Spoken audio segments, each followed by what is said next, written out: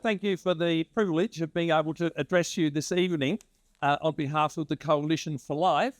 As I came into this gathering, lots of you said, "Hi, Peter, how are you?" And I had no idea who you were. But having been the State Director of the Australian Christian Lobby and a Member of Parliament, lots of people seem to know who I am. So thank you for making me feel welcome in your midst. I was introduced as the State Director of the Australian Christian Lobby. I actually retired from that role on my 72nd birthday 18 months ago. So I'm still helping out as a volunteer, but I'm very involved with the Coalition for Life. And I guess I'm in the company of people here who believe that all human beings are made in the image of God and therefore have inherent value. And while many pagan cultures practiced infanticide, the people of Israel valued human life. They understood what it meant to be made in the image of God. And so abortion and infanticide were abhorrent to God's people.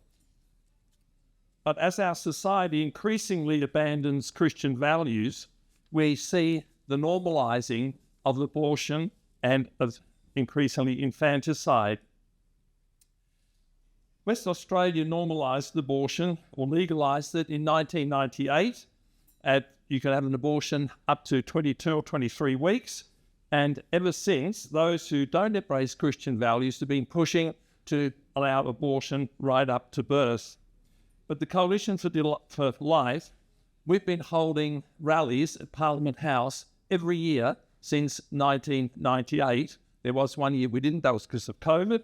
And basically to remember and to reflect on the loss of so many young lives, and also to try and keep abortion on the political agenda. And since 1998, 225,000 young lives have been lost in Western Australia due to abortion.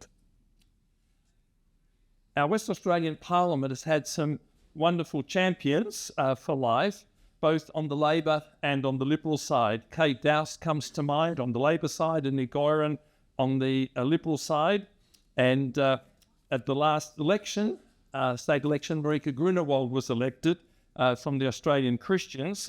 She has a seat in the Legislative Council, and she has been an absolutely amazing advocate for life. And she'll be one of the speakers at the rally.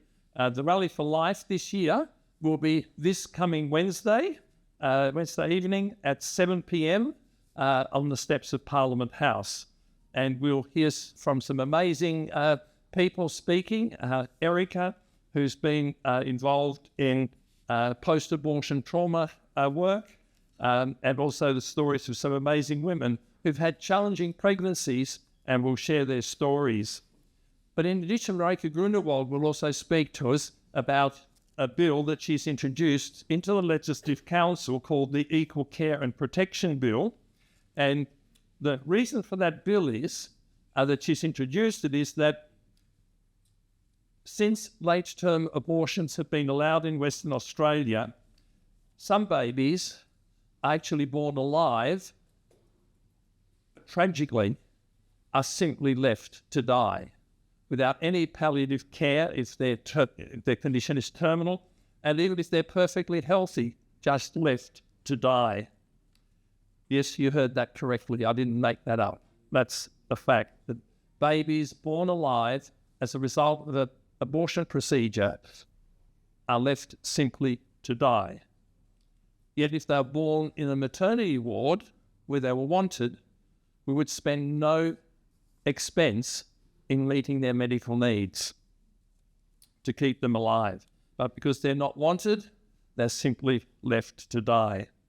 Now, I've partnered with Marika Grunewald to start an e-petition, which is a formal Legislative Council parliamentary e-petition, and I would encourage you to... I didn't realise that wasn't all on there. Okay. That's how many babies have been born alive that we know of and simply left to die. And we've started this e-petition, And I'd encourage you to go onto the parliamentary website and go to where it says you can be involved, and go down to the petitions and click on it and find that petition and add your name to it. The more people that sign that petition, the better it will be. What the petition asks for is that her bill, because it's a private member's bill, the government actually would give it time for it to be debated in the Parliament. And basically what her bill requires is that any baby born alive, whether it's as a result of an abortion procedure, must be given the same level of care as babies that are wanted.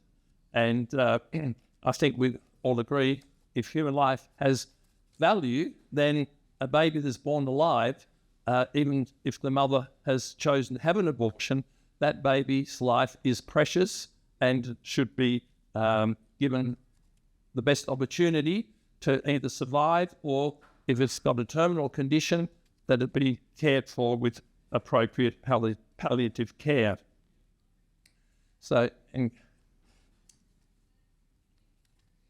just want to quickly mention, after having mentioned the Rally for Life, also one of the things the Coalition for Defence of Life is doing is we are running an advocacy campaign and masterclass on the 7th of November, and basically what has got us thinking about doing this and motivated us to do is that we live in a time where those who oppose the Christian worldview and who want to pull out the Christian foundations from under us in our society, they want to remake our society in their own evil image. And the fact is they're well-trained and very well-resourced. They've worked incrementally. In other words, just little step by little step, they've moved to the dial of public opinion. They don't say what they want up front. They just want a tiny little change, and then a little bit more, and a little bit more. And over time, the public opinion dial moves. If you're old enough, like me, to remember the 1970s, nobody advocated for same-sex marriage in the 1970s. That would have been unthinkable. But the homosexual lobby lobbied and said, what goes on in our bedroom is nobody's business. But that's perhaps not unreasonable. So that little shift happened. It was no longer illegal. And bit by bit, they've just kept shifting the dial on public opinion until now we have same-sex marriage.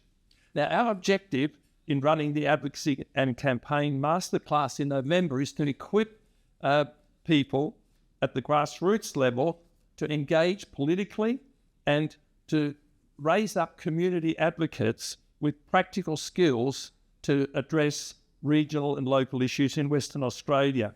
It's going to be a one-day training course, and we want the brightest and the best of our young and not so young people to step up and be trained and be equipped to be very effective advocates. We'll be covering things like how to develop a team of active volunteers, how to keep them active, traditional and digital strategies for influencing people's thinking, and how to plan effective events, how to door knock, collect data, gathering petitions, and so on. We're going to limit it to 30 people, so it's going to be a limited group. And to be able to attend, you actually need to apply, and the email address is there. But if you go on the Coalition for Life Facebook page or website, you can also find the details there. Good. We just want to make sure that people who come to the course will actually use the skills that they learn to help change our society. And just finally, from the Coalition for Life, I just want to also mention the Family Expo, Families for Life Expo. That's going to be on September the 12th at Hillside Christian College in Forestfield. And it's an opportunity to learn about the different pro-life groups that are operating within our state. They are invited to have a display and have somebody there who can talk to people about what's going on. And we'll also have speakers who will speak to us about the whole pro-life issues and help keep us motivated to keep fighting for what we know is right and good and true. But just a reminder, this Wednesday, 7 p.m. at Parliament House. If you can at all make it, we'd love to see you there. The more people that come, the more politicians take notice. Politics is very much about numbers. So invite your friends, come along. If it's raining, just bring an umbrella, and we'd love to see you there. Thank you very much for your time.